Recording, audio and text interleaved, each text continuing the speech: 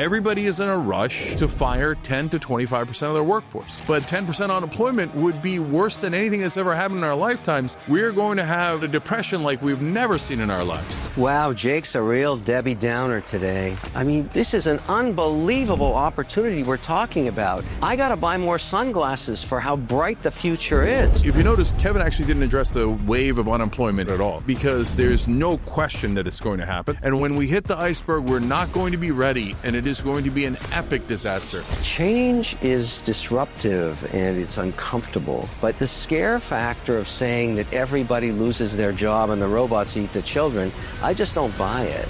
I don't know anyone saying that the robots are going to eat the children. And I understand that change happens, but we have to be careful with change, because by 2028, we're going to have disaster from AI, unemployment, and disaster from the war. The only hope is electing a smart person who's prepared in 2028. And Republicans, I have one thing to tell you. Na, na, na, na.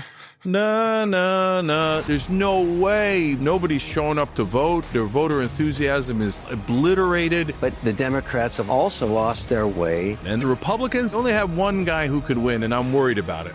Tucker Carlson. So as we head towards the midterms, but also the elections, which aren't actually that far away now, do you agree that we're heading towards a more socialist America? So let me just say this. How about that for an answer?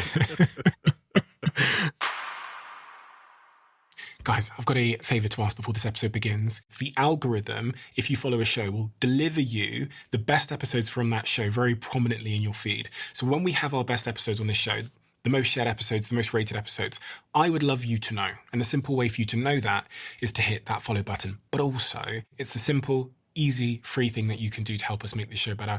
And I would be hugely grateful if you could take a minute on the app you're listening to this on right now and hit that follow button. Thank you so, so, so much.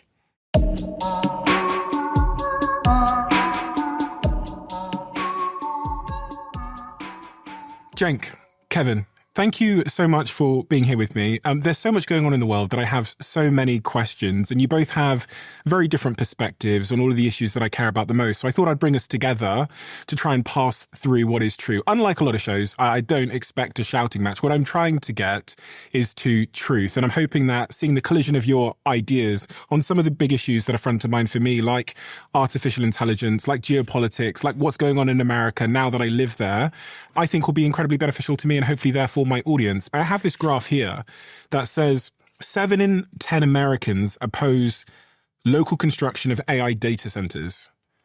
If you go back in time, any new technology is extremely disruptive.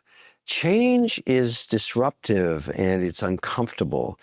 And it always is that way. And yet it always proves within the context of the American economy to create a lot of productivity and opportunity. And I would argue today, if we're going to find a cure for cancer, it's going to be through AI. If we're going to democratize education, it'll be through AI. If we're going to do some advances on space research and travel, it'll be through AI.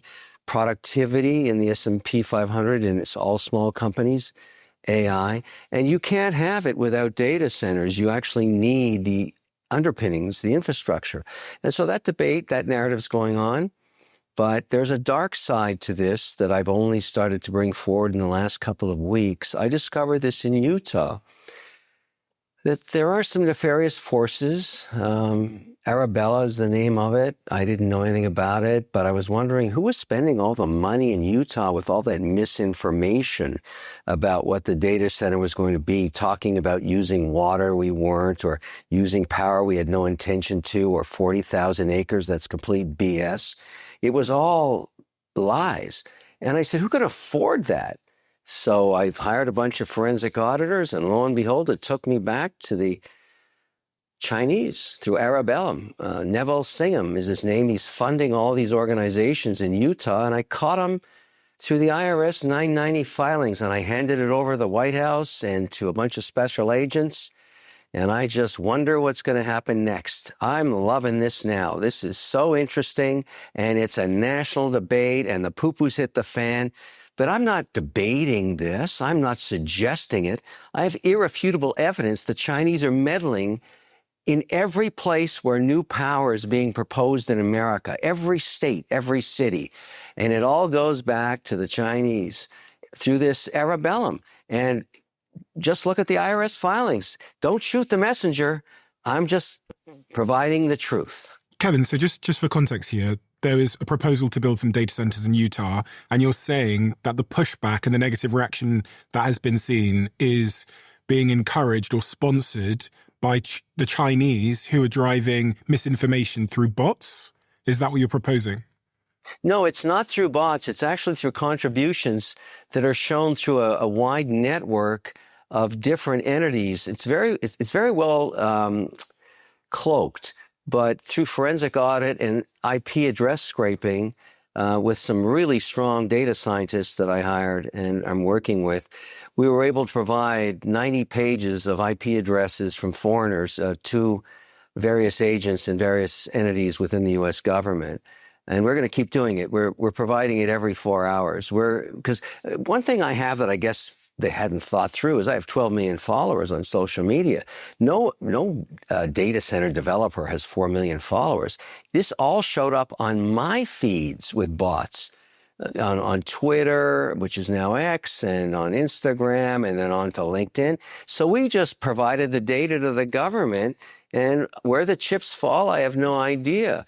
And we had death threats to our executives. I provided that to the FBI, and they visited the woman who did it in Denver. I think scared the pee-pee right out of her, but she won't be doing that again. So, I mean, listen, bring it.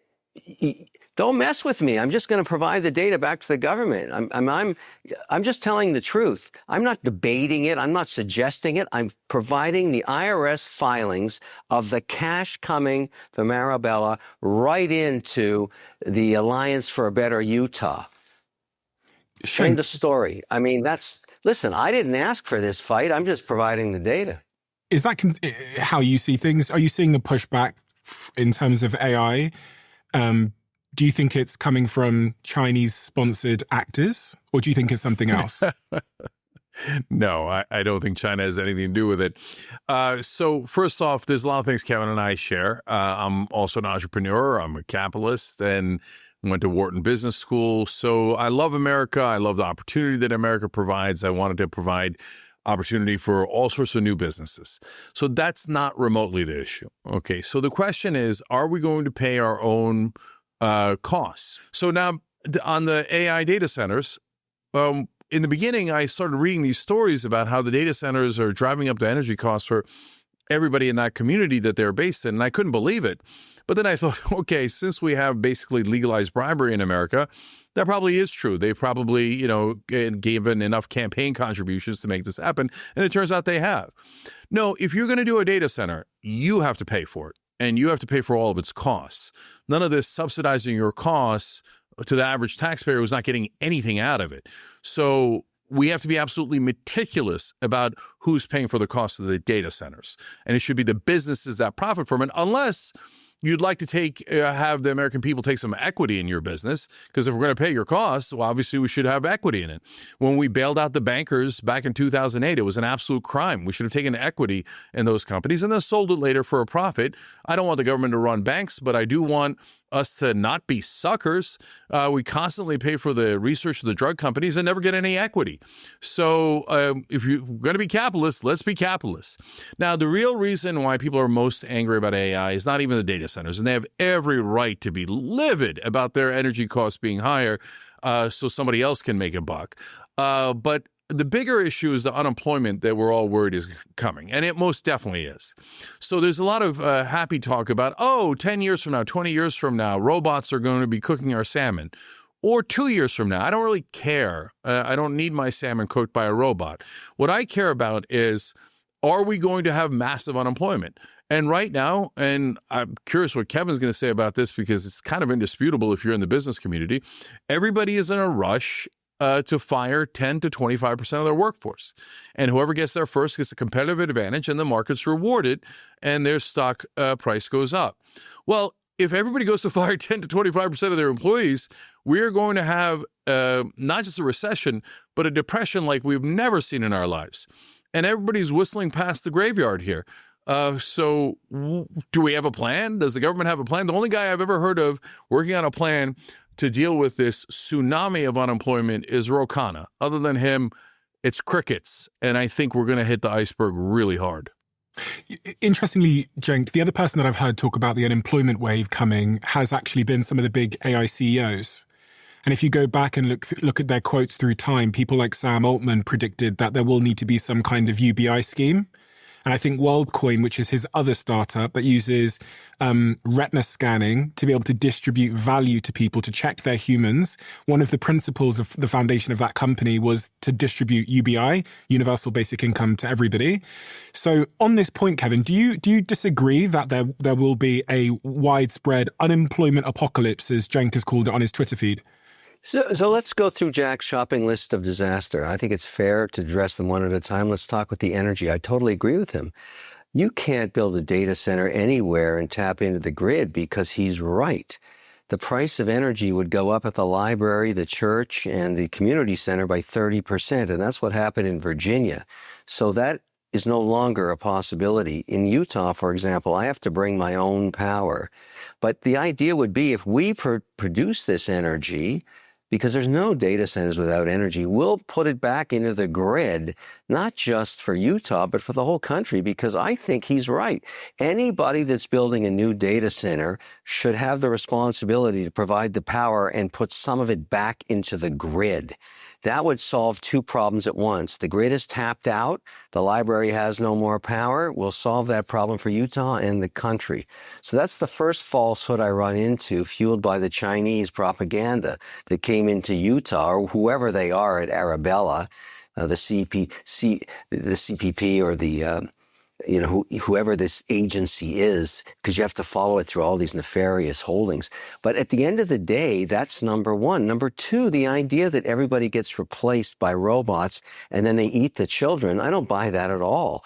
Every new technology in American history for over 200 years has created vast opportunity, productivity, and fueled the economy to lead all economies on Earth by 20%, which is still the case today. Now, it's an uncomfortable reality. The market hit new highs today, and that is an index of how great American companies are, and the smaller companies that are 5 to 500 employees also hitting on all cylinders now, using AI tools for productivity, customer acquisition, maintenance. So the scare factor of saying that everybody loses their job and the robots eat the children, I just don't buy it. And so I think we should have that debate, but you don't know yet what opportunities there are in the economy driven by this new technology. So I think I know there's fear and loathing, and I think it's important to have that narrative. I think it's great to debate it, but I think we should deal with fact. It's very, very uncomfortable when change hits anywhere, and yet it's proven itself within the context of the American economy to rise it above all challenges and still lead the world. Unfortunately, there's the issue of defense and the economy against China. They're our big adversary. In this last conflict in the Middle East, where very few boots hit the ground, it was the technology that provided the ordnance precision that's been used. In the future, wars will be conducted using AI. And unfortunately, the country with the best AI technology will win those wars. I would certainly not want China to be ahead of us. Yet I think they're the ones that would like to stop us building power and developing our AI platforms because they have something called DeepSeek. I just want to put a fact out there because we're talking about this. While we were stymied in building any new power, forget about data centers, just new power, the Chinese in the last 19 months built 400 gigawatts of power off burning coal. They don't care about the environment. They don't have any policy about that. They have a supreme leader who points his finger at the ground and says, build a coal-burning plant here, put a data center behind it, or you'll disappear in 18 months. And the people involved say, chop, chop, supreme leader, we will make it happen. We can't do that in America, and he knows that. So he's spending as much money as he can, making sure he stymies the efforts of every entrepreneur in every state to do the same. So that's what I think is happening, and I'm happy to provide the data, as I mentioned earlier, and let the government and their special agents in all of these different departments I'm working with now. I'm proud to be providing this information. I think I've kicked the door open on something very, very nasty. Kevin, I would like to take a look at that information as well. So I'll pick up with you about that off camera. What I wanted to ask you is a lot of this sort of doomerism around unemployment that we're talking about comes from the CEOs building the AI companies. And this is something that's always caused me a bit of cognitive dissonance, which is, I think if you go back to, I've got some quotes here from March 2021. Sam Altman said, and he's for anyone that doesn't know, the CEO, co-founder of OpenAI, which is the maker of ChatGPT, AI will probably replace most of the jobs people do today. Entire job categories will be totally gone. And then Elon Musk said in May 24, probably none of us will have a job. If you want to do a job, it's kind of like a hobby. You can do a job, but otherwise AI and robots will provide any goods and services that you want. And Dario, who's the founder of Claude, which is the other major leading AI model, said, this was in 2025, AI could eliminate half of all entry-level white-collar jobs within 5 years, a shift that could push unemployment up to 20%. The public is being sugar-coated on what is coming. These are the people that are most well-placed, and arguably, I mean, it depends how you look at it, have the least incentive to say that their companies are going to cause societal harm, and they're saying that their companies are going to cause massive, massive unemployment. Do we assume that they're not telling the truth or that they don't know what they're talking about? I think that's a very selective bunch of sound bites. Dario also said, the CEO of Anthropic, if we don't build more compute capacity in the next 6 months, the Chinese will catch up with us with DeepSeek. That's an ominous warning because, let's say you decide, look, it's too scary. Let's shut down the U.S.'s ability to advance compute. Let's just shut it all down as the Chinese want. And let's all sit around the campfire and go kumbaya. Do you think the Chinese are going to stop? I don't think so. I think they're going to continue to do this, and they'll invade Taiwan using no boots. They'll just use AI to shut down their power. Can two things be true? Chips. I mean, I'm just telling you that the kumbaya stuff I totally agree with. I love it, but it's not reality. Should we compete? Should we advance our technology? Should we be the best in the world advancing research on AI to solve for cancer? Yes. Or do you want the Chinese to do that for you? And in 20 years, they'll tell your children what to eat when they're sitting at their table in New York City for breakfast. I'm in the camp that says, we know who our adversary is. We know that why they want to stop us. And Dario himself said, hey, everybody, we better build some data centers real fast, or in 6 months, DeepSeek is now number one on Earth. I don't want that outcome. Cenk, it appears to me that, there's the CEOs are acknowledging that there could be a mass wave of unemployment that's going to cause a bunch of problems that I don't think people are thinking about. But also what Kevin's saying about there being this sort of global race between countries also appears to me to be true. That if we just sit back and relax and put our fingers in our ear, then there's going to be a huge competitive advantage with this transformational technology that falls into the hands of China, and we'll miss out as the West. What's your perspective? First, to address a lot of things that have been said. First, I don't know anyone saying that the robots are going to eat the children. So I want to thank Kevin for educating me on a talking point there. I'm less concerned about that, a lot less concerned. But I am concerned about some level of death with AI, and that has already begun to happen. There are reports that we use AI in targeting that girls' school in Tehran, where we killed over 160 innocent schoolgirls. So if that's what AI is going to bring us in precision, as Kevin called it, no, thank you. I'm not interested in that kind of non-precision.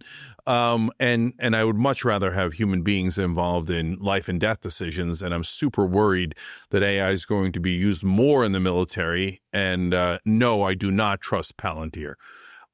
So now, in terms of universal basic income, I mean, think about it, guys. If a coder is making $120,000, I don't know where that puts him in 2 years in, 7 years in.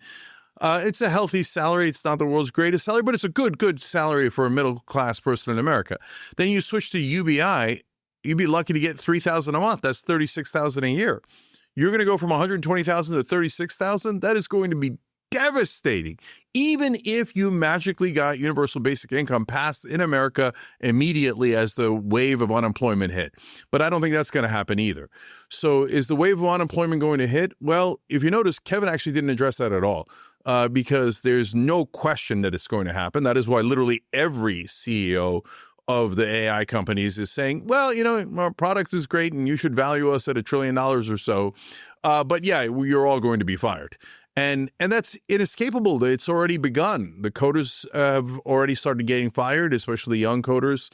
They feel totally betrayed. They have to find a new line of work. But maybe that's a little bit easier for them because they're young and they're smart and they're professionals, et cetera. And there's a lot of smart folks, but getting a new profession at the age of 58, 62, what if you're a truck driver? And so I'm not saying that the Waymos don't work better. I actually would trust a Waymo more than I would trust a human driver. But nevertheless, that car no longer has a driver that it did when it was a taxi or an Uber or a Lyft.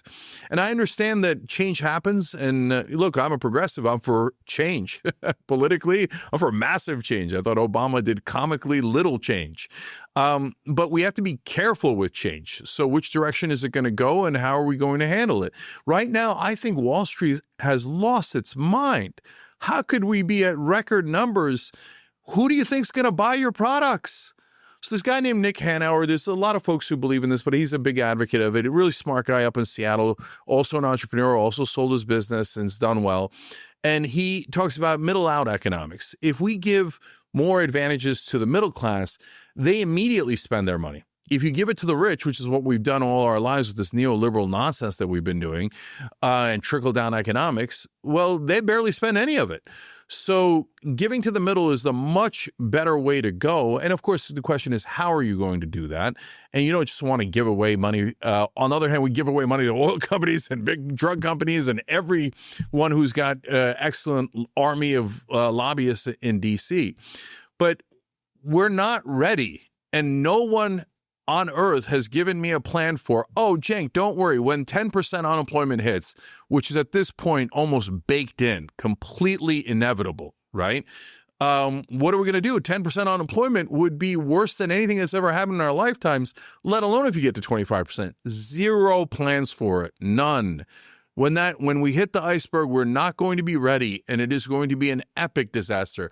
There isn't going to be anyone to buy your goods, because the employees are also customers, and you're going to lose a massive amount of customers, and it is going to absolutely torpedo our economy. I can't believe how short-sighted Wall Street is. Now, does that mean we stop AI in its tracks and we stop change? No, we can't stop, because it's true that China is also going, Russia is, North Korea is, Israel is. Now, the problem is if we get it first, then very, very likely the Israelis will also have it. And God help the world if that's true. They have not been restrained in how they use their power, and I wouldn't want them anywhere near that kind of power. But nevertheless, there is a race. So we can't just stop. So can we do the race in a way that is responsible and actually serves the American voters and citizens instead of just serving the executives of the AI companies and the shareholders of the AI companies? I hope we can, but we've taken absolutely zero steps in that direction.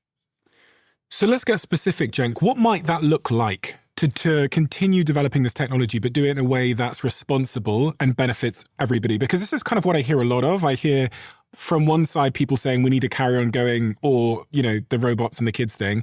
On the other hand, I hear we need to be responsible, but either side don't tend to be very specific about what their definition of responsible or a responsible race might look like. So does anyone have any specifics? Cenk? Yeah, so look, it's a tough industry to regulate. I get it. You have to move fast, and regulation usually involves some degree of bureaucracy. But if you have no regulation at all, you will have it run amok. That's pretty much guaranteed, and all the leaders of the AI companies say likewise. So the problem here in America is that it's nearly unsolvable in the window of time that we're talking about, because we've lost our democracy in America. We've legalized bribery. That happened back in Supreme Court decisions in 1976, 78, and then, of course, Citizens United. And so since we have legalized bribery in this country, there's no way they're going to serve the voters. So whichever AI companies are giving them more money, they're going to serve them. And that's already begun to happen. And the AI companies have already started getting involved in primaries and eliminating their opponents through money in politics. So our politicians are deeply corrupt in America. Republicans and Democrats, they almost all serve the donor class. So we won't make it. I'm telling you right now, we're going to run into the iceberg, and it's going to be an epic disaster. The only hope is electing a smart person who's prepared in 2028 that can begin to get us on the road. So now, when the disaster hits, the AI shareholders and executives aren't going to like it either, because the reaction will likely be tremendous anger. And then someone like me is going to say, hey, you know what?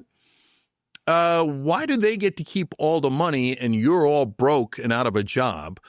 They created this cost, which is unemployment. Why don't they pay for it?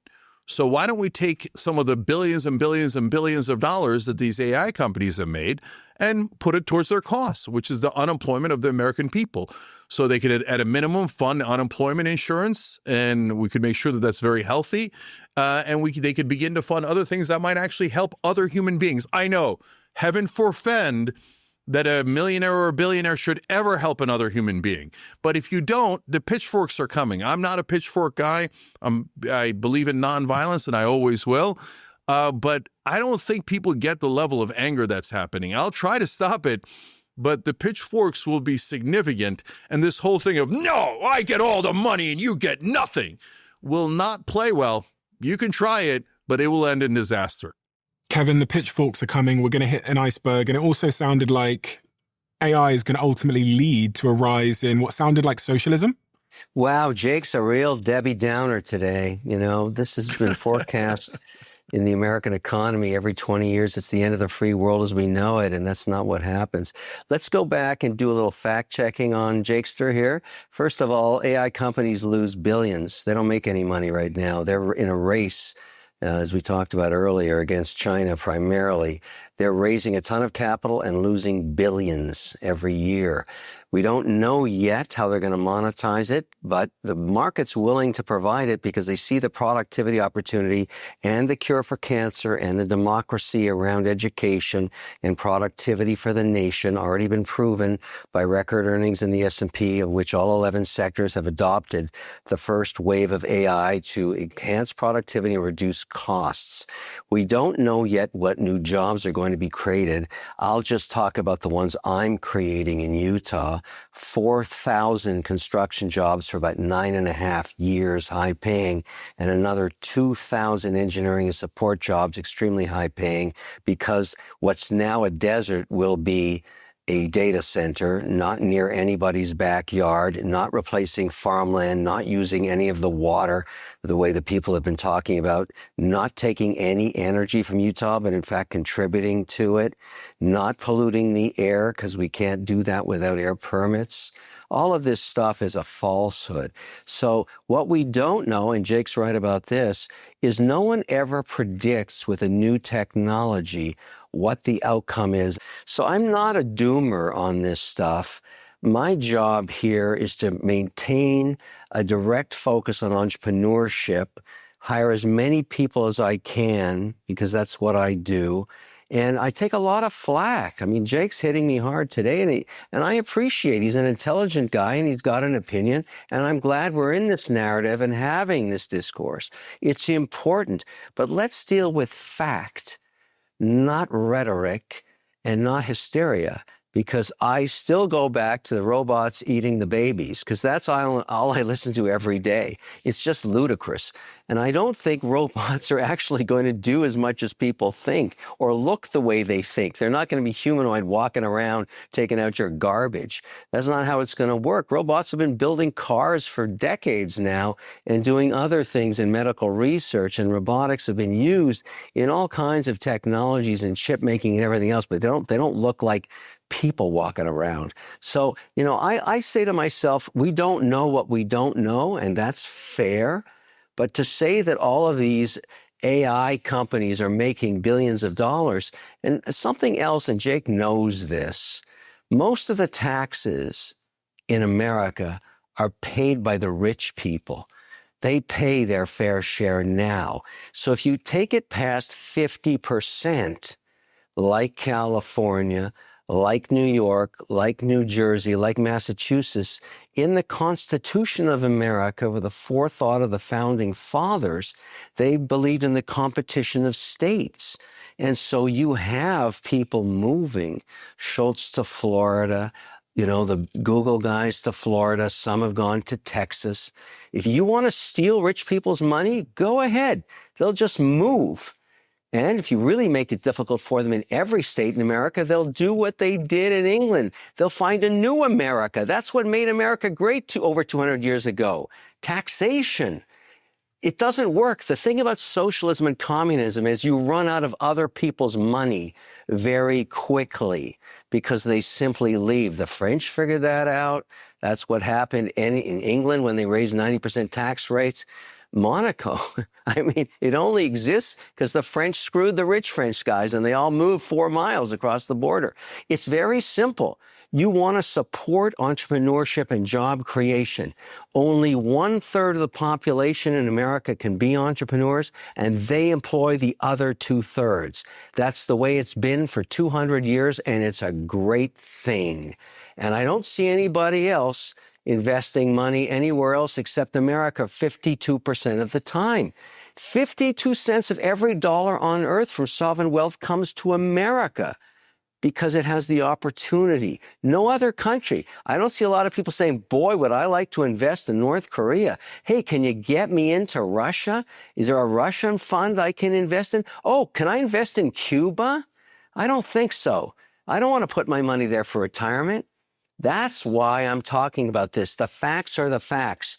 Get over it, inhale, everybody chillax, and let's keep the American dream going. Cenk, I'll get your response to that.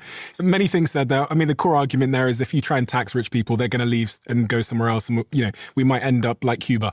Yeah. So did I miss this meme about the robots eating the kids? Because I don't know why that keeps coming up. I love the robots eating the kids. I just don't think it's going to happen. I don't think anybody thinks it's going to happen. It sounds like it was made up. Okay, so there's some fear-mongering about robots eating kids and how America's going to turn communist or something. No. Look, as I said, we're capitalists. We're just trying to figure out what's the best way to do this. Capitalism isn't supposed to be let's crush the average guy and make sure the corporate CEOs get everything. I'm a corporate CEO, but it's not right, and it's not balanced, and it's not American. The American way is to make sure that we build a super strong middle class that are great, productive citizens, voters, and, by the way, consumers, right? And so if we lose track of that, then we're all going to be doomed. So, like, Kevin's so worried that somebody's going to take his money, and it's not just Kevin. They always, threaten us, oh yeah, we'll leave. Don't threaten me with a good time. But beyond that, okay. But beyond that, Kevin, that's not going to be your main problem. When you don't have any consumers, that's going to be your main problem. You have to protect the American middle class. That, you could argue that's the goose that lays the golden eggs. And you guys keep chipping away at that middle class. And so right now, Stephen, this late into the conversation, still no plans on what to do with inevitable massive unemployment. And what I'm telling you is we're not going to go necessarily to communism, but we are going to wonder, wait, why is everyone unemployed and only a couple of people have reaped billions or trillions of dollars? So, and come on, Kevin, no, you know how the economy works and the markets work. Yes, you invest into it in the beginning, and that's why right now they're theoretically losing billions of dollars. Same exact thing that happened to Amazon. And then later you make billions and maybe even trillions. That's why their stock prices are so high. And so they're powered by that investment, and later they'll reap the rewards. And when they reap those rewards, it's fair to ask, who got you those rewards? It's not to say that the entrepreneurs didn't. and the employees and the shareholders of those companies didn't. But there were other factors involved, including all of the American government and the American people that supported the infrastructure that made that happen. That conversation is going to be inevitable when we have tens of millions of people unemployed. And guys, there's one other factor that's involved there. When you have a lot of unemployed young men sitting around, usually what happens is nothing good. Wars happen, crime goes up. We have to be prepared. And all I'm hearing from the AI industry is like, as Kevin said, chillax. Don't sweat it, bro. Don't worry. We're going to have all the money. And then you guys, I don't know, you'll figure it out and I'll be in Monaco. That was hilarious. Monaco. So maybe that's where the child-eating robots are. So Kevin, be careful. Kevin, your thoughts on that? No, there's, saying there's no answers and we're being asked to just chillax. I think, Kevin, you do acknowledge that there will be a change in the occupation mix in America, right? Even as a founder and CEO myself and as a business owner that employs hundreds of people, I am thinking differently about especially entry-level positions in a way that I wasn't, honestly, 6 months ago, before some of the models got more advanced, especially as it relates to things like coding. But I'm thinking very, very differently about who to hire. And actually, one of the things I find myself naturally doing is the person that still is on the coalface of hiring in my company is when I see entry-level positions, the first thing I'm looking for is if they have an AI proficiency. And there are candidates now, even for me, at entry-level positions that I'm not selecting for because I realize that someone with an AI proficiency in that exact same role is now like a 5 or 10x person. And so I'm just experiencing myself making different hiring decisions as a founder. And I'm sure you are as well. People think that engineers are going to be replaced by AI code writing. Claude is one of the tools being used right now. But actually, most engineers aren't hired to write code. They're hired to solve problems. They use code to try and solve those problems. So, companies that have been firing people, everybody's attributing it to AI. It's not true. There's been a lot of fat in a lot of these companies that hired are trying to assume what would happen next. They got it wrong. So I don't think we've yet seen what the outcome is going to be. I tend to be the optimist, as I talked about other technologies in the past being loathed for the fact that they cause disruption. There is no question AI is disruptive. Kevin, did you see this week Figure AI, which is one of the humanoid robot companies, did a live stream for, I think it was 4 days, where they just showed a robot on a sort of factory floor sorting out parcels for 4 straight days. And it did it better and faster than humans doing it. This was a humanoid robot. And so one of the things I think about is if you listen to someone like Elon Musk, who's made a prediction, this is a direct quote from him, my prediction is that there'll be far, far more robots, like intelligent robots, in the world than there will be people.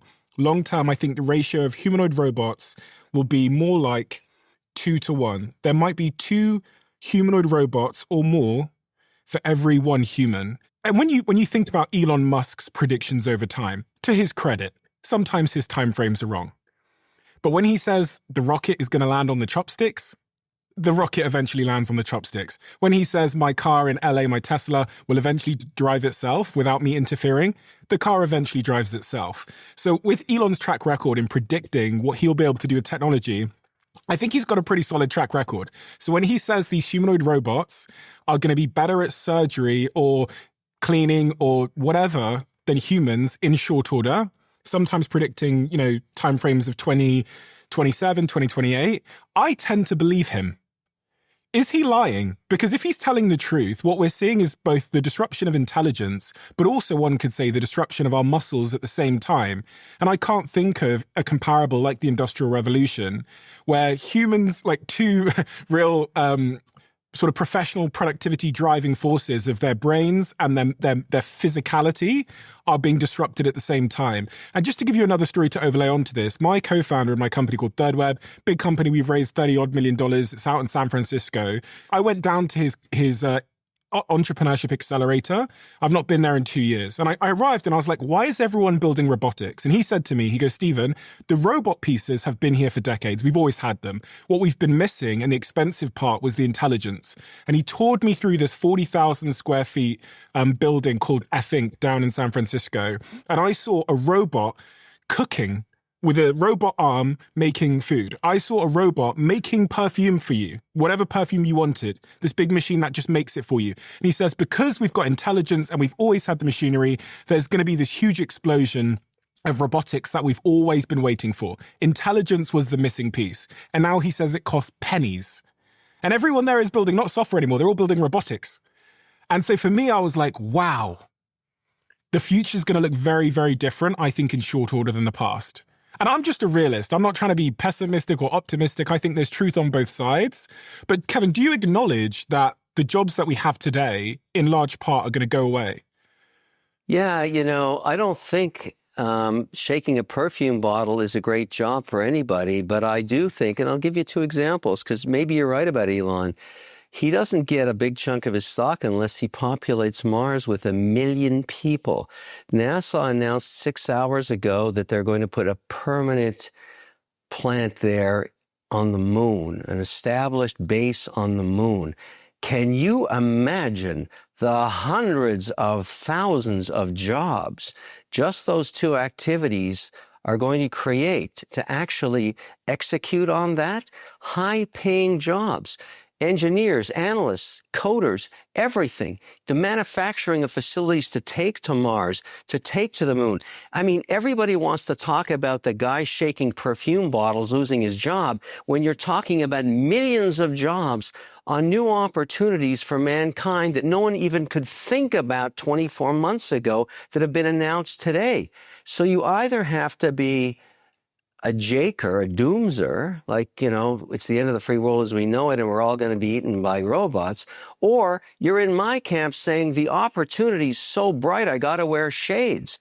I got to buy more sunglasses for how bright the future is. This is an unbelievable opportunity we're talking about. And we're not wiping out jobs. We're creating new jobs that are very high paying and really interesting for people to do. Imagine somebody working on the Mars project or putting data centers in space or expanding the telecommunications on Starlink. I mean, these are the future jobs. No, I think the person that was born to shake perfume would rather have a job getting people onto the moon. Just on this point, Elon, you mentioned Elon's pay packet. Part of that is he gets that big payout if there are 1 million humanoid robots in very short order. And when we think about who you might want to send to Mars, a super intelligent humanoid robot is probably much easier to send than a biological human being for various reasons to do with atmospheric pressure. But if he's right on both counts, on both this journey to Mars and humanoid robots, presumably it'll be the humanoid robots going. I just wanted, Kevin, can you tell me how you might be wrong? I think that's quite important because I think it shows your ability to see both sides of the argument. Is there a case where you could be wrong about this unemployment issue? No. How about that for an answer? Cenk? Yeah. So, look, I shouldn't laugh too hard because I'm trying to answer that same question in my head. And, Stephen, it's hard to answer it from my perspective because the interregnum is just unaccounted for. So here's what I mean by that. So even if we have Kevin's beautiful sunshine scenario, none of the robots ever eat the children. I don't know why that keeps coming back in, but anyway, and we create all these wonderful jobs in some distant future. Well, okay, yes, but nevertheless, the truck driver and the assembly line guy and all those folks already lost their jobs. And the guy who lost his job on an assembly line in Cleveland is not going to be able to become the engineer who figures out how to get on Mars. So it's not that he's not capable of it. He's just 61 years old and he can't learn a whole new profession. So this is an unrealistic conversation.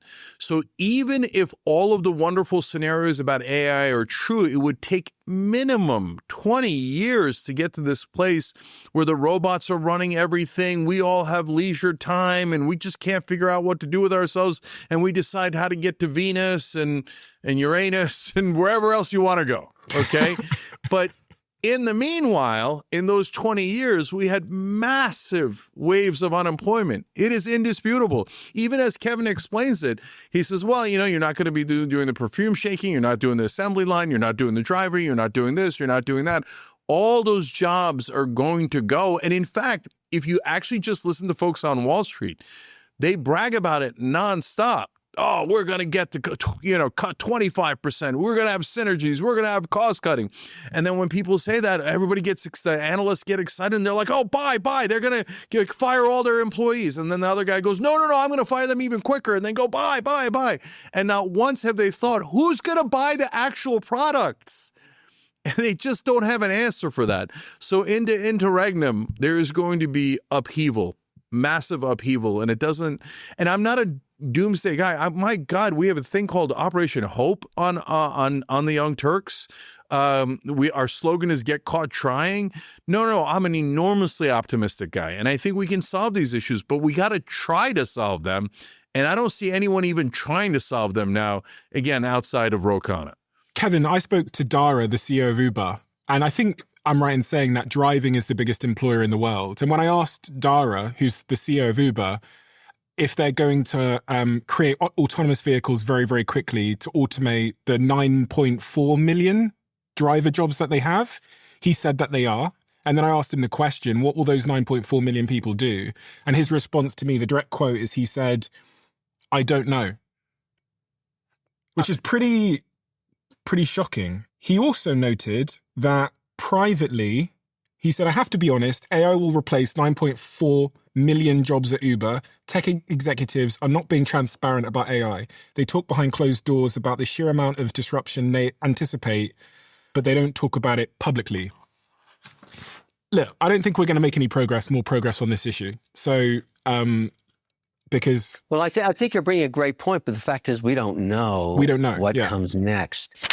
Much of the reason most people haven't posted content or built their personal brand is because it's hard and it's time consuming and we're all very, very busy. And if you've never posted something before, there's so many factors in your psychology that stop you wanting to post. What people will think of you. Am I doing this right? Is the thing I'm saying absolutely stupid? All of these result in paralysis, which means you don't post and your feed goes bare. I'm an investor in a company called Stan Store, which you've probably heard me talk about. And what they've been building is this new tool called Stanley that uses AI, looks at your feed, looks at your tone of voice, looks at your history, looks at your best performing posts and tells you what you should post, makes those posts for you. You can also just use it for inspiration. And sometimes what we need when we're thinking about doing a post for our social media channels is inspiration. Building an audience has fundamentally changed my life. And I think it could change yours too. So I'm inviting you to give this new tool a shot and let me know what you think. All you have to do is search coach.stan.store now to get started. Steve, what are you doing? Just making myself a delicious coffee. From the freezer? From the freezer. Have you not heard about Contier? No. Oh my gosh. This is going to change your life. A couple of months ago, the founder of this business called Matt sent a big shipment of this coffee to our office in London. What most people don't know is that the processing of coffee takes out a lot of the taste. So what they do is they flash freeze it at the optimal moment when it's most tasty. And they send you in the post the coffee in these little frozen ice cubes. Now, Matt sent a big shipment to my office. I moved it to the kitchen. I said to the team, knock yourselves out. And then I saw so many messages in our Slack channel of people going, oh my God, what the hell is that? It's so delicious. All I have to do is pop it out in the morning using the little button on the back of this thing. I pour my hot water in and I mix it. And that is done. You can get $30 off your first order of Commentator coffee if you go to commentator.com/Stephen. Try it and please Instagram DM me, LinkedIn me and let me know if you love it as much as I do. One of the things that's probably going to be a disruptor to AI's, so I should say America's ability to pursue these technologies is what's going on with president approval ratings at the moment. I've got this graph here in front of me, which you don't need to be able to zoom in to see, which shows that President Trump's approval rating is declining rapidly in part because of what's going on in the Middle East. I wanted to get, Cenk, your opinion on what all of this stuff is. As someone like me, I don't really know much about politics. I know that there's these midterms coming up in November time in the US, which is going to be consequential. But from a 30,000 foot perspective, How do I pass out the truth of this war? Because Trump seems to be saying different things. Every day there's a ceasefire with Iran, and then they're bombing again. I think 2 days ago they started bombing again, which they call defensive strikes. And then there's a ceasefire, and he says there's a deal about to be done, and then there's some bombing again. The Strait of Hormuz is open, then it's closed, and I just don't know what the truth is. Cenk, in your opinion, what is the truth? What's going on? Yeah, so first let's start with the president's polling numbers. Yeah, they've been decimated by this war. They were already in trouble because of the Epstein files, and he didn't do anything about affordability, just gave a massive tax cuts for the rich as usual, did whatever Israel wants as usual. And so now, he's eaten into his own base. So he's barely hanging on to a majority of non-MAGA Republicans that voted for him. Only 53% still support him. He's lost about 20% of hardcore MAGA. His disapproval numbers are at record numbers now. 68% of the country thinks we're going in the wrong direction. About 76% of the country is dissatisfied with how the economy is going. And a lot of that is because of the war. And so the war is obviously driving up gas prices, which is then leading to inflation in other areas. Of course, a lot of things use not just oil and gas, but fertilizer, which has also been blocked through the Strait of Hormuz. So we're having an energy crisis, actually mainly in Asia and Europe, more so than even America.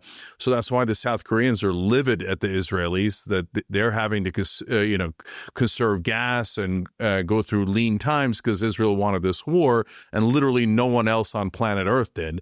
And so shortages in India. And this is all before we re-engage and restart the war, which is what I'm afraid is going to come next. So now some folks have a hard time believing this, but we have to go back to a conversation we had earlier. Remember, in America, we legalize bribery. So one corporation can give an infinite amount to a super PAC, corporate interests, lobbyists, individuals. To give you a sense of the scale of the problem, one family alone, the Adelson family, Miriam and Sheldon Adelson, have given Donald Trump over $317 million in campaign contributions. We used to have a word for that. It was called a bribe.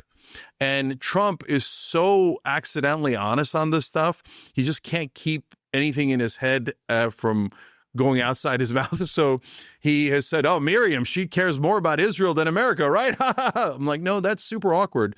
And then he says, oh, Sheldon Adelson used to come in here and tell me what to do all the time. And then I did it, and I moved the embassy for the Adelsons, our embassy in Israel. He's just, basically selling off our foreign policy. To be fair to him, almost all of our politicians do that. Israel gives to 94% of Congress. So Israel is not some unique lobbyist community that is unseen in the world. No, all the lobbyists do this. That's why we give $35 billion in oil subsidies, which they're profitable companies. That makes no sense. Why does an average person have to give money to ExxonMobil? That's insanity.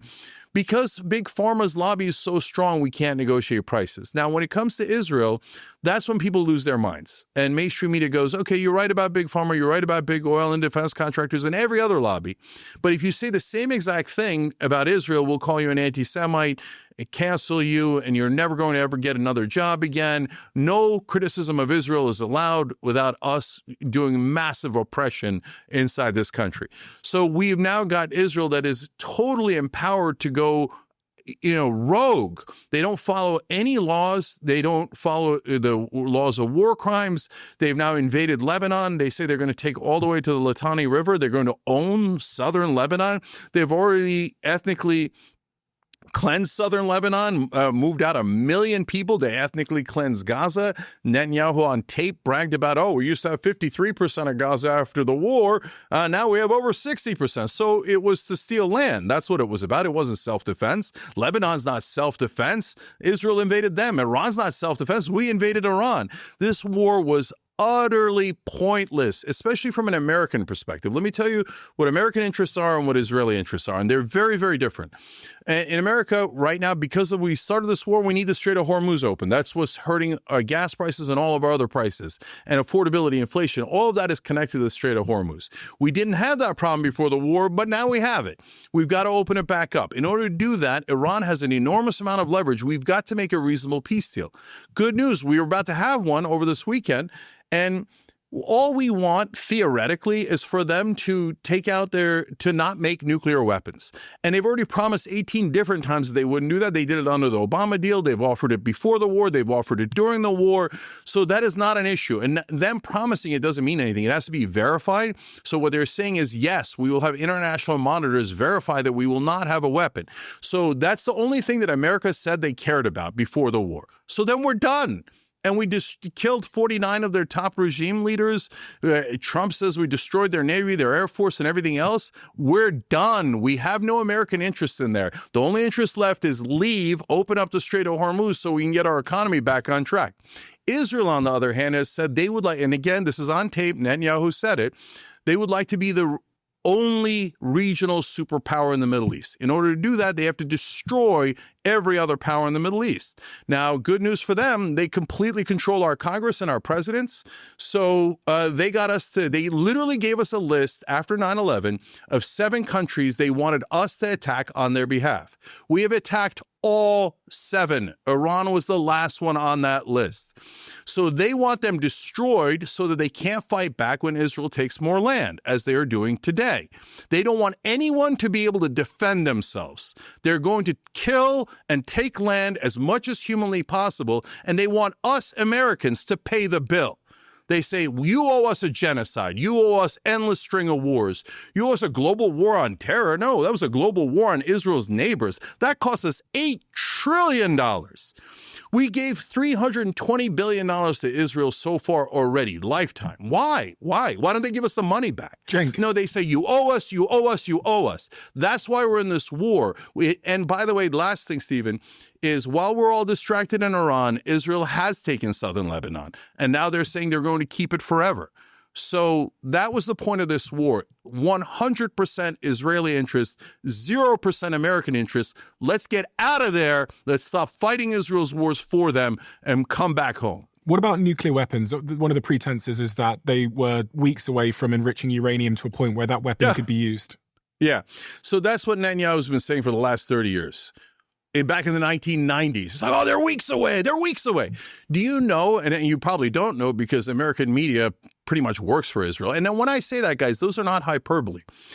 The Israeli lobby donates, I would say legally bribes like the other lobbies do, 94% of Congress. Number 1 lifetime donor to Donald Trump is Israel. Number 1 lifetime donor to Joe Biden. Number 1 lifetime donor to Hakeem Jeffries, Chuck Schumer, Mike Johnson. All of our leaders, their number 1 lifetime donor is AIPAC and the Israeli lobby. They completely control our government. And then our media comes and lies to us and says, oh, they're the victims. Well, we have eyes. We saw Gaza. Gaza's utterly destroyed. And Israel did that with our money. That's insane. So, no, I don't even think Israel's an ally.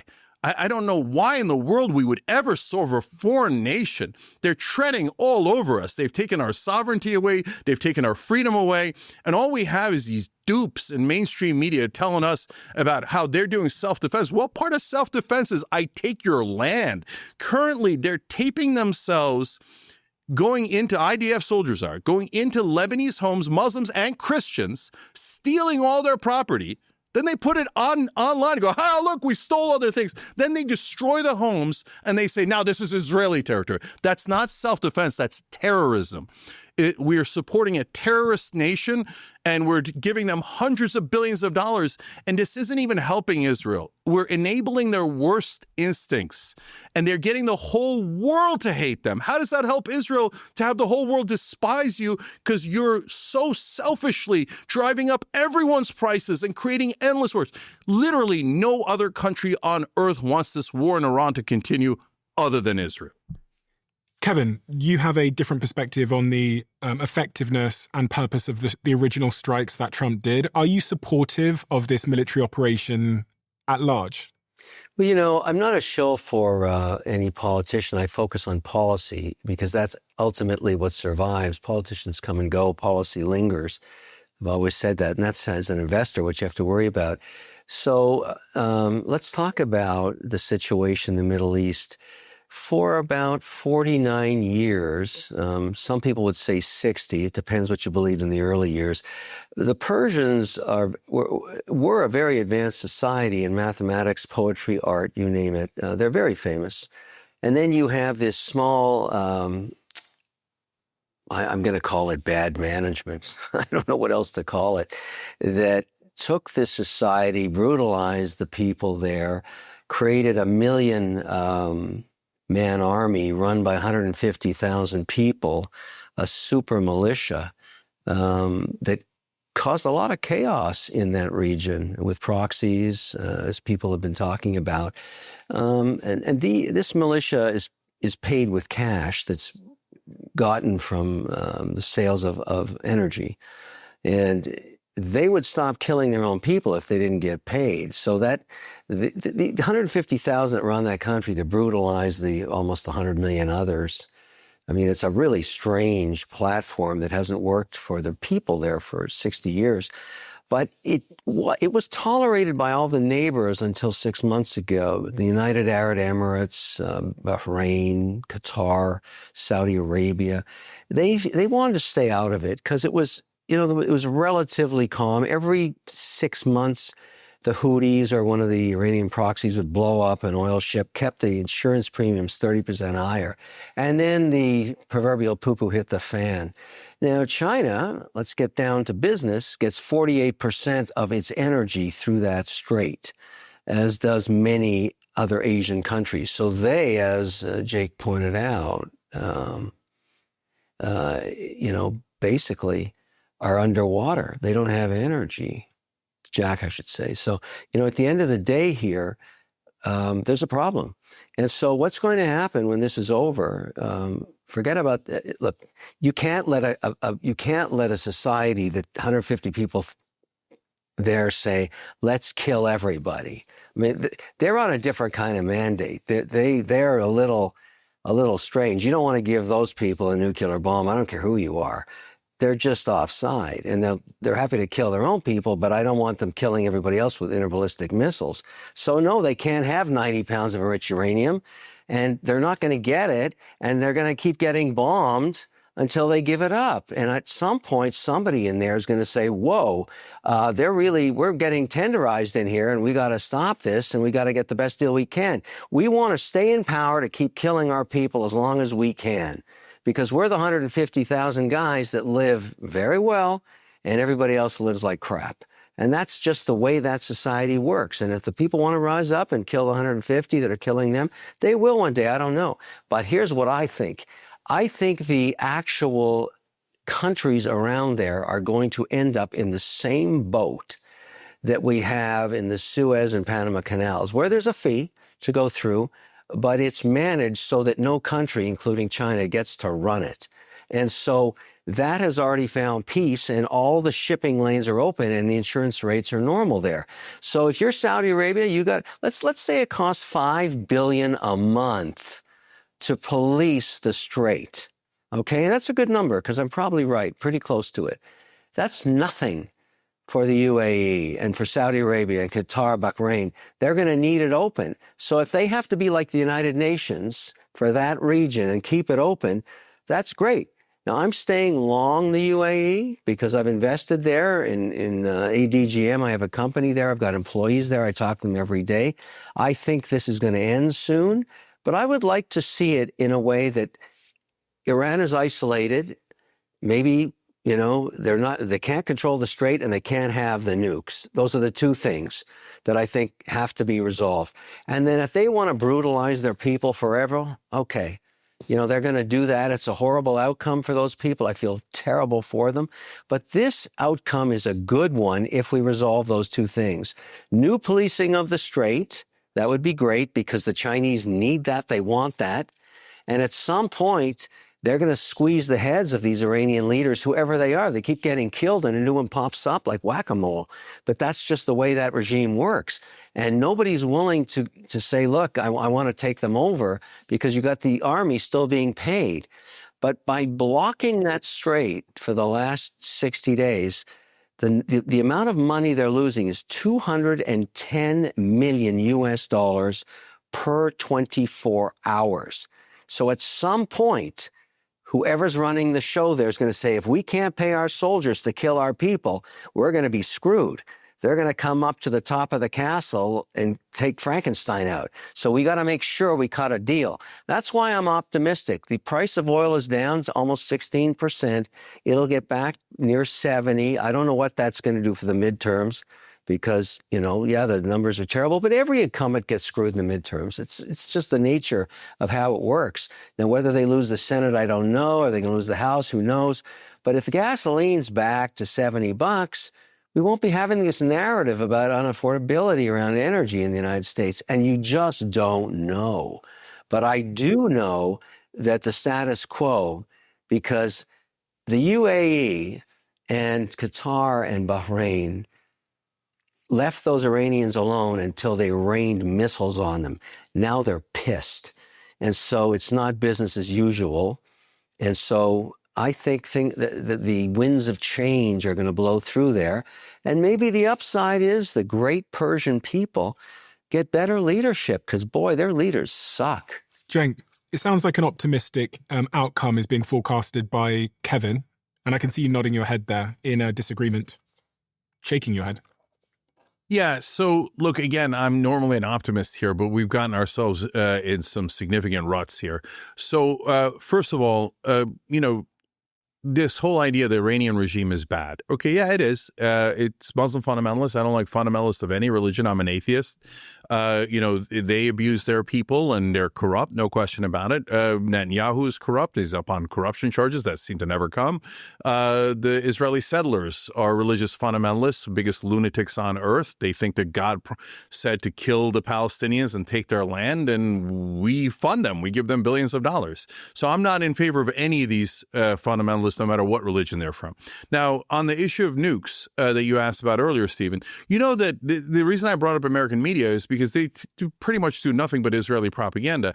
They never clarified to anyone, that Iran doesn't have a missile that can deliver any warhead to America. It just doesn't. It's never had it. It didn't have it 30 years ago when Netanyahu started saying it. It doesn't have it today. So, and they never enriched uranium up to 90%, which is where you would have to get it for weapons grade. They get up to about 60%, and then we destroy their nuclear facilities, and Trump bragged about it, and now all that's buried underneath. So where's the question? They're not even close. And again, they've promised not only to this repeatedly in negotiations, but the former Grand Ayatollah, the one we murdered, had done a fatwa, the most important religious edict in Shia Islam. And he said that we are to never build nukes. So when Hamas has something in their charter, the Israelis say, the charter is the most important thing. Then the Grand Ayatollah does a fatwa, way more important than a charter. And they go, ignore that. They ignore that. No, don't ignore that. And why would Iran ever use a nuke? If they use a nuke, then either Israel or us would strike back and would kill 90 million Iranians. Nobody wants that. They want you to believe that the Iranians are irrational, psychotic terrorists. Boo, they're Muslims. Oh, that's super scary, right? No, there is an irrational government in the Middle East. It's Israel. Iran did not attack a single neighbor. Israel has attacked 7 neighbors. Iran hasn't asked us for a single dollar. Israel asked us for hundreds of billions of dollars. So there's one country that is constantly attacking their neighbors and taking land. And by the way, the civilian kill ratio of the IDF is 83%. 83% of the people that they kill are civilians. That is higher than Hamas or Hezbollah or any terrorist group on earth. And they kill about 100 times the civilians of Hamas. So if Hamas is terrorist, it is absolutely indisputable that Israel is a terrorist government. And yet we're forced to fund that when we don't have any money. They have universal health care. They have free college. They have paid family leave. We don't have any of that. And then our greedy and corrupt politicians and media tell us that we owe to Israel is more war and more genocide. The reason why I think we're in a lot of trouble here and it's not going to be easy to resolve is every time we get close to peace, Netanyahu calls Trump, literally happened this weekend. Right after the call, Trump then goes back to warmongering. After the call, we bombed Iran. Israel started heavy bombing of Lebanon. And then Trump came up with 3 new totally impossible things. Give me all the highly enriched uranium on day 1. Well, it's buried under the ground. It's going to take months to take out. Number two, you all have to join the Abraham Accords. The Abraham Accords, again, American media paints it as, oh, this wonderful peace plan. It's no such thing. It's to normalize relations with Israel and start doing trade with Israel without getting a promise back that they're going to end the occupation. It is betraying the Palestinians and saying the Israelis can permanently occupy them. By the way, again, never talked about in American media, but we read a lot of this in the Israeli press. And that's why we get a lot of our information on the Young Turks from them, because they actually do pretty good reporting in Israel. And so one of the things is they believe in Greater Israel. They talk about it all the time. Our press never talks about it, but they do. They know they stole our nuclear secrets. They know they stole our nuclear triggers and our uranium. What kind of an ally steals all of our material? And so, but last thing, Stephen, the most important impossible thing was Netanyahu demanded, he made this public, that everyone else stop fighting except Israel, that they have a right to keep attacking and invading and taking southern Lebanon. Well, that's not a peace deal. Nobody's going to sign on to that. So, and Israel has said no matter what happens, they're going to keep attacking Lebanon. That means even if Iran and America make a peace deal, Israel will literally ruin it on the first day. So we can't ever get the peace as long as we're allies with Israel. It's literally impossible. They're massive warmongers, and they say we need endless wars. And by the way, it makes sense because they're a settler colony. In order for a settler colony to expand, you need permanent war so they can keep taking more land. We shouldn't be funding these terrorists. So we have a way of getting out. This is what you do. You just say, hey, we make a peace deal with Iran. We take Israel out of it. Israel, you want peace? You have peace. If you want war, have war with Iran. It's not our business. So what are you predicting, Cenk, is going to happen? What is your prediction? Disaster. Positive disaster. So there's no way we're going to get to peace because Israel says their line in the sand is they're going to keep attacking Lebanon. As long as they keep attacking Lebanon, Iran is not going to get to a peace deal. What does disaster mean? Specifically. Oh, disaster means we re-engage in the bombing. We have 50,000 ground troops on those ships. People forgot that we're there. Of course, it has to be American ground troops. It can't be precious Israeli ground troops because Israeli lives are apparently worth more than American lives if you listen to American politicians. So we have the ground troops there. We're going to very likely do more disastrous bombing of Iran. And then Iran is going to bomb the oil and gas fields of the Gulf countries.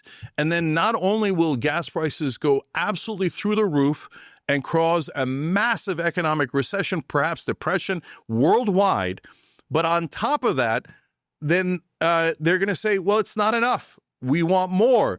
And the infrastructure is already destroyed. It's going to take 5 to 10 years to rebuild that infrastructure. They're going to do permanent damage to our economy. Why? They want more land. Enough with supporting the terrorists. Kevin, is it fair to say, if you look at what Trump said since the start of this war, that he miscalculated this?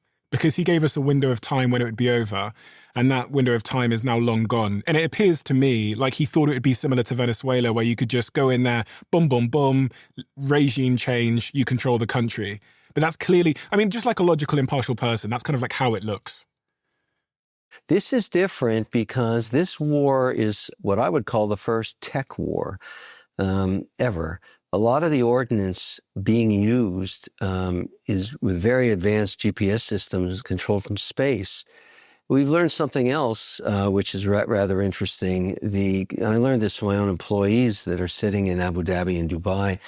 The drones that came over in the first 4 weeks, those waves every morning, were basically carbon fiber wings with lawnmower engines on them.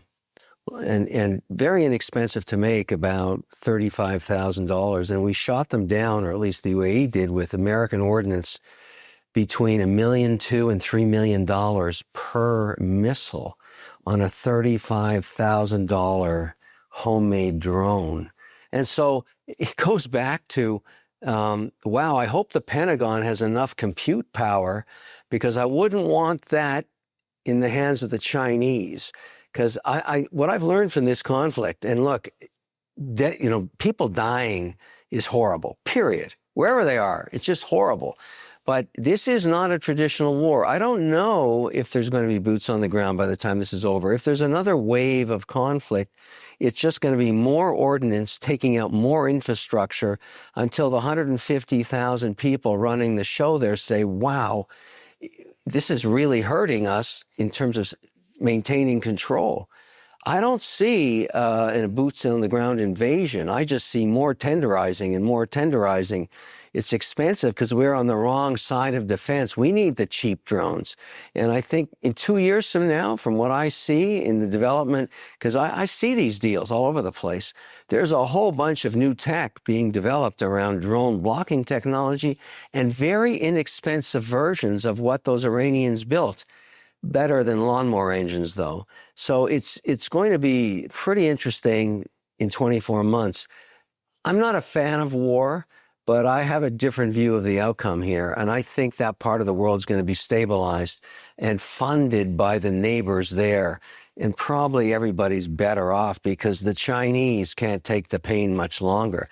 Their oil supplies, both on the water and in storage, are starting to really dwindle. And if I'm the big supreme leader there, I'm thinking to myself, I'm going to call those guys in Iran and say, okay, big boys, time to settle. We've had enough. Because that is actually a different view of that policy over there, because every Asian country is hurting. And by the way, in North America, we actually don't have any problems with energy. We have an abundance of it, including the stuff coming from Canada, the number one import. The problem we have is the price of oil is determined by world markets. It's a commodity in US dollars. You know, it was 106, now it's 97.12, whatever it is trading right now. But we're not going to run out of energy in America. That's not going to happen. It's the rest of the world, to the extent that we care about them. We got to resolve this issue. For every founder, there comes a point in building a company where your job shifts. From being the person inside your business, actioning everything, to the person responsible for absolutely everything. The only way I've been able to make this shift across the different companies and teams I'm responsible for is by knowing that the right systems are in place to manage everything. Systems that don't need me in order for them to work. Our sponsor, Pipedrive, is one of those systems. An easy-to-use, intelligent CRM tool for growing sales teams. My teams use it and have for the last decade because it's genuinely the most effective way to run a sales operation. Through one dashboard, you get every deal visible and every stage of the sales process is clear. And what needs to happen next is all there in real time. When a system like this works, you don't need to be in every conversation to know exactly if your business is moving forward, where and what the blockers are. Over 100,000 companies are already running their sales on it. So if you'd like to join them, sign up at pipedrive.com/CEO, where you'll get an exclusive 30-day free trial instead of the usual 14 days. No credit card is needed. That's pipedrive.com/CEO. I've done almost 700 interviews with some of the most interesting people in the world. And one of the things you learn, which is unexpected, is that vulnerability is the doorway to connection. And after sitting here for 2-3 hours with a guest, I feel a deep sense of connection to them. And as they leave, what I get them to do is to write a question in the diary of a CEO. We've taken all of the questions from the diary of a CEO. We have put the question here on this card with the name of the person that wrote it. So you can sit at home, as I do with my fiance and my colleagues at work and other people in my life. Whenever we get a minute, we play the Diary of a CEO conversation cards. And it is incredible what happens. These are great if you're in a romantic relationship and you want to connect your partner more. These are also great if you're in a team and you want to bond your team together. And I have to say, they're also great for families that want to learn more about each other and that need a good excuse to spend some time in a digital world, in the analog environment, connecting human to human. It is remarkable what the right question at the right time can do. Go to thediary.com and you can get these conversation cards right now. The thing that I think America's at risk of running out of, Kevin, though, is patience and support. And if you think about the sort of existential risk to Trump, if you looking at these numbers, so this first line you see is his disapproval going up and his approval going down. If I'm the supreme leader in Iran, I go, listen, this guy has got, there's an election in 2028 in the United States. This guy has got months. So in terms of, you talk about, the art of the deal and doing a good deal, if you know your counterparty in the deal negotiation literally has months to do a deal, or they're going to be thrown out of power, if I'm one of those 150,000 people or the supreme leader, honestly, I'm going to wait it out. I think I have all the cards. If you have almost no, they can survive. Again, you said they oppress their people. They don't seem to have much morality surrounding that. Could they wait it out a couple of months knowing that Trump can't? Because the midterms are coming and then the election's coming? I think you're making a good point on that one. But, the one thing I would say, Stephen, is that it's not just Trump you're waiting out. You got Xi. It's not just Trump. The big guy, you got two supreme leaders. You got whoever's running the show this week in Iran, and you've got the Chinese leader, the supreme leader. And the only way he gets to say the supreme leader is people eat, people have jobs there, and his economy stays buoyant. That's the only way he stays in power. So you're serving two masters. You're trying to time the 28th decision you talked about versus how pissed off the big guy's going to get in China. He has no choice. 48% of his energy comes through that strait. At some point, I think before November, El Supremo in China squeezes Iranian heads like teenage pimples. That's what I think is going to happen. The other thing, just to give you the other thought that's been spiraling in my head since I've interviewed all these people on this subject, is that Trump and JD Vance repeatedly say they don't even know who they're negotiating with because they've knocked out every layer, it seems, of leadership. They on one hand brag about that, but then I would also suggest that that makes negotiation hard. I think JD Vance actually talked about, or Marco Rubio talked about the fact that they can't get the carrier pigeon to the Iranian soldiers that are still shooting the missiles. And this speaks to the lack of organization in Iran because you've wiped out all the leadership. So I even wonder if you can really do a deal at this point with Iran. Cenk? No, we can. Remember, we almost had a deal this weekend. And the deal is actually kind of obvious. Open up the Strait of Hormuz. We lift the blockade. Iran says we'll find the highly enriched uranium and hand it over. We won't have a weapons program. And we'll have international monitors for the uranium that we enrich to just energy levels, not weapons levels. Boom, done. Easy. But as I explained before, we can't get it done because Israel says, no, I want permanent war. How do you know it's Israel? How do you know it's Israel, Cenk? Yeah, there's no question. So first of all, before the invasion, New York Times with a rare good article that explained that Netanyahu and the head of Mossad came into the Situation Room, Netanyahu physically and head of Mossad through a teleconference, and they told Trump, "You got to attack now." And they at least as the New York Times describes it, they convinced him. Whether they actually convinced him through language or through money or through blackmail is a whole different question.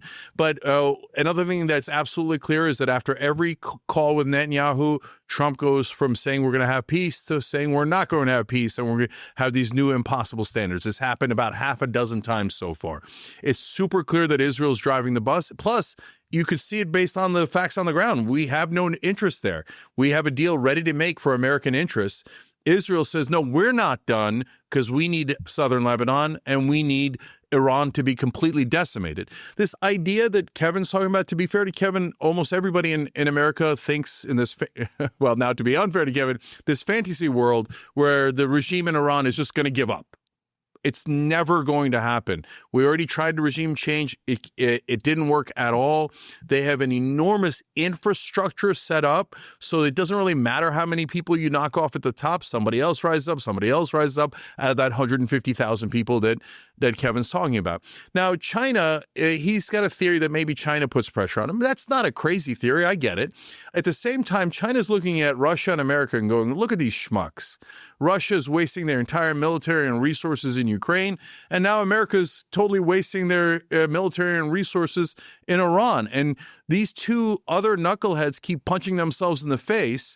Meanwhile, we haven't started any wars if you're China.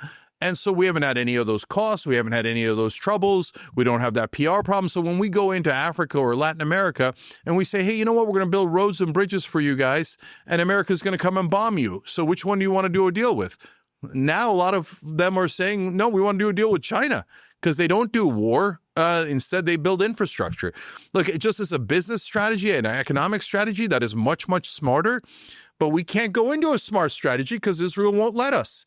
Every time we go towards peace, Israel blocks it. And today, this weekend, we had both Republicans and Democrats go out and say we shouldn't do the peace deal. You want to know what the one connective tissue? Every one of those politicians had over $1 million given to them by the Israeli lobby. So that's just the stone cold reality of it.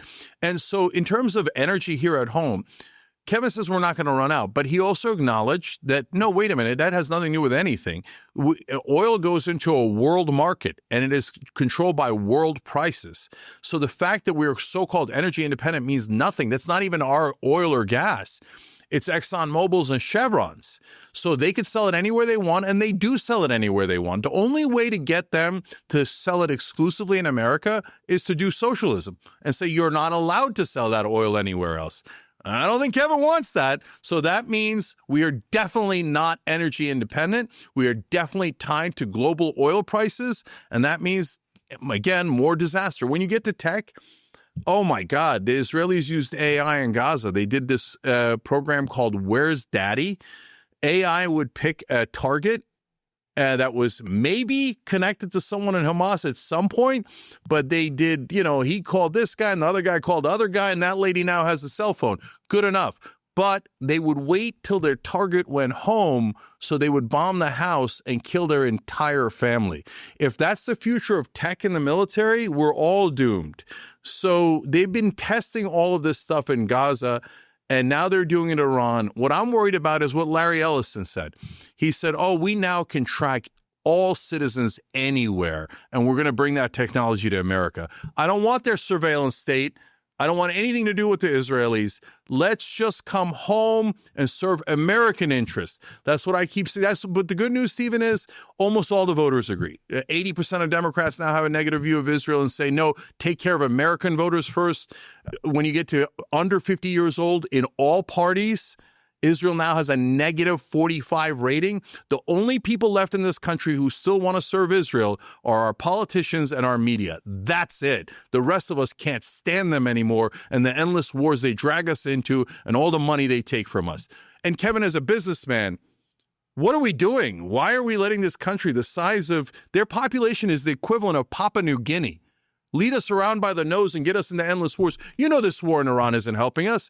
And if they continue and they bomb the infrastructure in Iran and the Gulf countries, you know it's going to take 5 to 10 years to rebuild. And it is going to be a global economic disaster. What are we doing? We got to get rid of the Israelis. I don't mean that in a physical way. Just get them out of our government and make decisions based on what's good for America. We'll be 10,000 times better off.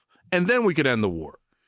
I think if there was a path to peace in the Middle East, it's one of the largest consumer markets on earth. Just Iran itself has 100 million people. They buy stuff. And, I think about the future of a global economy. If there was stability there, including peace with Israel and their neighbors, that would be an amazing market, a huge market. And one of the reasons that people like me keep a foothold or a footprint in the UAE, it is and was the capital of capital until 9 weeks ago. And I think it'll return at some point. The size of the market in Egypt, Jordan, Sudan, Saudi Arabia, and Iran, they're just huge. And those people want stuff that we make. It's that pragmatic. So if you could have peace and stabilize and you want to sell stuff, that's a massive market. And that's why I remain an optimist on how this gets resolved, because at the end of the day, it doesn't matter what religion you are or, what country you're in or what geography you came from. Most people, and I would say 99%, want to raise a family, have a job, and enjoy life. They don't want to get blown up. And so I'm kind of an optimist that it's in everybody's interest to solve this. It's kind of like the human condition is, I'd like to form a family unit, and I'd like to live a peaceful life, and I'd like to buy stuff. I want to be a consumer. So I'm in the camp that says, look, I don't know how this thing gets resolved. Nobody does. I'm disappointed that there's no peace deal this weekend, but hopefully there'll be one soon. But in the end, most people want peace, period. Unless you're crazed as a crazed leader and you just want to kill everybody, those people don't last that long. They don't seem to, well, they're certainly not lasting that long in Iran right now, but you're right, they keep popping up. But at some point, I don't know. I think peace is a better deal for everybody. Kevin, based on both our conversation on AI and also how unpopular this war is, what we're seeing across the world at the moment is this rise in socialism in Western markets. We're seeing it in the UK, we're seeing it around Europe, and we're also seeing it in the United States. Positive views of capitalism amongst all Americans has dropped to an all-time low, according to a poll done by Gallup. A massive almost 70% of Democrats now view socialism positively, with only 40% roughly view capitalism favorably. And again, this was at the end of last year, so these stats aren't even factoring in the war, and a staggering 62% of young Americans hold a favorable view of socialism as well. So as we head towards the midterms, but also the elections, which aren't actually that far away now, it's quite clear to me, as someone that, I'm an entrepreneur in the United States. I live in Los Angeles, as you know. I build businesses. It's quite clear to me that we're on the verge of a very different type of America. And we've seen, Zohran Mamdani be elected in New York, and we're seeing this sort of socialistic narrative spread like wildfire. I think heavily fueled by both wars, but also by technology, AI, and sort of wealth inequality. Do you agree that if things continue on this trajectory, we're heading towards a more socialist America? No, what I agree on is I'm a history buff. You can go back into the 40s and 50s. It seems every 17 to 20 years we take a dip back into socialism, and back in those days, communism even, in New York and Brooklyn, longing for what the Soviet Union had or Cuba had in its heyday. And then the outcome is always the same. It doesn't work. And so it really, you have all these different ideas about how a country should run and what works best. And for all the faults that U.S. has now and the debates we have and, AOC and Bernie Sanders and Elizabeth Warren and all this rhetoric, and I get it. I mean, they're very successful politicians. I love AOC. She just spews out stuff and raises $5 at a time. It's smart. It's a great social media strategy. And same with Bernie. I mean, the guy, but will she be president of the United States? I don't think so. And will Bernie get there? No. Why does everybody leave Massachusetts, including my son? Because you can't raise any money there to start a company. The super tax is stupid. And so it's sort of, it's a mixing pot of ideas and competition. But in the end, and I always say this to my students, because what I find so interesting about, a cohort of 23-year-olds that I teach in business classes and engineering classes, they're all socialists, all of them, until they get their first paycheck. Then they become capitalists when they see something called tax. And they wonder, wait a second, where'd half my salary go? What's this? And I say, that's tax. Now, if you want it to be 80% tax, you follow that trail that you had before I started teaching you. You were a socialist. And now what are you? Well, I can't pay 50% tax. No kidding. Well, move to Austin, move to Tennessee, move to Florida like everybody else is doing, and you'll pay 16%. And so I love the fact that everybody's an idealist socialist until they get their first paycheck. And that's how America works. It's a wonderful thing. And I say it's good because everybody has a vote. We continue to believe in that. And I think the debate rages on, and it's great. And everybody has an opinion. I have mine, others have theirs. And I love to be part of discourse. One of the reasons I keep doing what I do is I love to get into the shitter with everybody. I like to say the things I say because I really believe them. And I've been there before. I'm wise. I've seen this movie before. That's what I tell my students, and it freaks them out. Just a yes or no answer in this question. So in 2028, do you think another capitalistic sort of focused candidate will win the election? Or do you think a Democrat or a socialist will? I don't think socialism going to make it in America at the in the office of the White House. I think the pendulum always swings. The Biden administration went way too far in one direction; it snapped back. Now you might argue it went too far the other way, and it snaps back. The whole idea of midterm gives you the smell test of the direction, which is coming up just months away, and then you'll see who emerges. I don't think we know who the next president of the United States is going to be, him or her. We don't know who's going to emerge. What's your sense, though, Kevin? You're a man that makes predictions. Is it Democrat or is it Republican in your view? Got to give me a straight answer here, Kevin. I wouldn't even make that guess. It's so difficult. I really don't know. I really think that, in my view, the Democrats have lost their way. I would like to see them find a new leader that's more moderate. I don't think you can spew socialism and get elected. You got to find somebody that is in the middle, that is more pragmatic about providing jobs. I mean, look at California. What a mess that place is. It's just, they may hire a Republican mayor out there.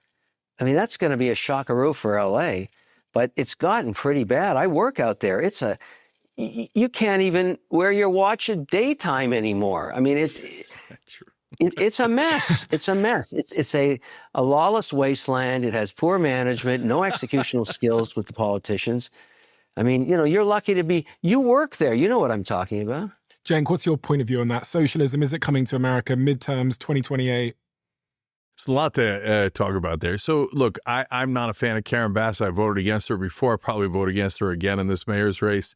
And so I think that sometimes Democrats like to get mired in their bureaucracy and not push for enough change. So I'm not a person who just supports Democrats no matter what. In fact, I criticize Democrats a lot on the Young Turks. But no, you're not going to get your watch stolen in L.A. I have a family. We go out all the time. It's perfectly safe. So for a little while between 2019 and 2023, crime really did rise in some of the big cities. We talked about it on the Young Turks. We were very honest about it. It took some heat from the left on it. But crime's gone down significantly in 24 and 25. So I don't think those are real issues anymore. In terms of our economic model, we need a couple of clarifications here. So as I said earlier, we really do corporatism in America. And another word for that or phrase for it is crony capitalism. So we'd be lucky to get back to capitalism, let alone going all the way to socialism, because right now we don't have capitalism. We don't have free markets. We have every industry has captured the government. They've bribed all of our politicians. We can't negotiate prices. That is the most socialist thing I've ever heard, except it's socialism for corporations. It's mind-bending. And that's what corporatism is. It's totally run amok now. And why is that? Because of money in politics. So in order to fix all of these problems and to get back to real free markets and capitalism, you have got to get the money out of politics. If you don't do that, you're just on a treadmill of corruption, and it never ends. And you get BS guys like Biden and Trump who come in and tell you that they're going to drain the swamp, and then they fill it up even more and even more. And they serve all their donors. So in terms of socialism, we never define what it means. The reality is most governments are mixed economies. Not most governments, almost all governments are mixed economies. So when we say socialism, are we talking about Cuba or are we talking about the Netherlands? Because you could argue that Northern Europe does socialism. They have a lot more things that are public rather than private. But do they have private businesses? Of course they do, right? So I would argue that democratic capitalism is the right way to go, where we have capitalism, but it is checked by democracy. The CEOs and the shareholders look out for the companies, and the legislators and the president and the prime ministers are supposed to look out for the citizens and check the corporations so they don't run amok. I think Northern Europe's probably pretty close to that. In terms of candidates here in America, again, I'd have to say Ro Khanna's probably the closest one to that. And so if you go too far left, I get it that's hard, especially on identity politics, which, again, we're not a fan of on the Young Turks, and we don't think that's the right direction to go in, and it just divides our country. So I don't think that type of far-left candidate can win a national election. But after what Trump does to this country, what he's already done to this country, Republicans, I have one thing to tell you. No. There's no way. The midterms are gone. Nobody's showing up to vote. Their voter enthusiasm is gone, obliterated. And by 2028, we're going to have the disaster from the war and disaster from AI, unemployment. So they only have one guy who could win, and I'm worried about it. And that's Tucker Carlson. If Tucker runs in the Republican primary, he definitely wins that primary. You can quote me on it. And then you could have Kevin laughing and you could rerun that tape. It'll be great. In fact, back in 2016, I was on ABC's This Week with Stephanopoulos. They asked the whole panel who's going to win. At that point, they just done the Democratic National Convention and Hillary Clinton had a 10-point lead. I was the only one on the panel to say Donald Trump was going to win. And they all laughed out loud. Populists win. The people chasing after the donors, whether it's Israel or Big Pharma or any of the other donors, then nobody likes those people. Kamala Harris lost because she was bragging about how she had 90 corporate CEOs on her side. I got bad news for her. Nobody likes corporate CEOs. Sorry, Kevin. Sorry, me. But the reality is that's what every poll shows. It is deeply, deeply unpopular. And these days it's pretty merited. So if you've got someone in the right lane, which is democratic capitalism, I think they win. We just got 2 minutes left. Kevin, you laughed there at the suggestion that Tucker Carlson might win. I know Tucker. I just did a thing with him this week. It was really interesting because he's taken a very controversial view about AI, and that's the debate we had. And he has obviously shifted his focus from being pro-Trump to something else. But, you know, I have to admit, when I think about it, that is a possibility if he would align himself. I'm not sure what party he represents anymore. I think he is a self-proclaimed Republican, but that's an interesting idea. The more I think about it, I know I laughed at it, but I've been thinking about it for the last couple of minutes. Yeah, I mean, the guy has a massive base. He has his own network now, which is something you kind of need these days. You need a really strong social media base to play in politics and to fight the fights in the 7 states. You really got to have a good organization on social. So, I mean, I think it's going to be fascinating. I think we'll get a pretty good indication of what the themes will be in November. Affordability obviously remains a big one. Border remains a big one in the U.S. But AI could emerge as a big one too. I mean, it may be. But I think by then, I always look at these big, AI kind of burst on the theme, but it's not really about data centers and power. It's about jobs, I think, is where it's going. And I don't know if that gets resolved you can always be a fearmonger about the robots eating the babies, and maybe that is an election issue. I don't know. We'll see. It's going to be interesting, though, because it wasn't an issue until 6 months ago. Cenk, last word before we close out. Yeah. So, look, I don't think that a pro-Israel candidate can win. But all of our politicians are trained to be pro-Israel. And apparently they have trouble reading polls. So I think that, a populist right versus populist left would, in a sense, be a dream because either way, you hope that the key has to be that they have to be real. I mean, we're so tired of these fake politicians in America. They never do what they say they're going to do. They always back the donors. But if you got 2 honest guys, and by the way, maybe it's Khanna versus Massey, and that would be amazing. Or maybe it's Khanna and Massey. But there's 2 guys who are clearly honest in Congress, and I could name Bernie as my third. I'm going to struggle on the 4th one. So there aren't that many choices. So maybe we go populist, we go independent, and we go in a new direction because God knows that America needs a new direction. Kevin, Cenk, thank you so much for the time. I've been a fan of both of you for many, many, many years. I was saying to Cenk before we started recording that I think I've watched the Young Turks since I was 19.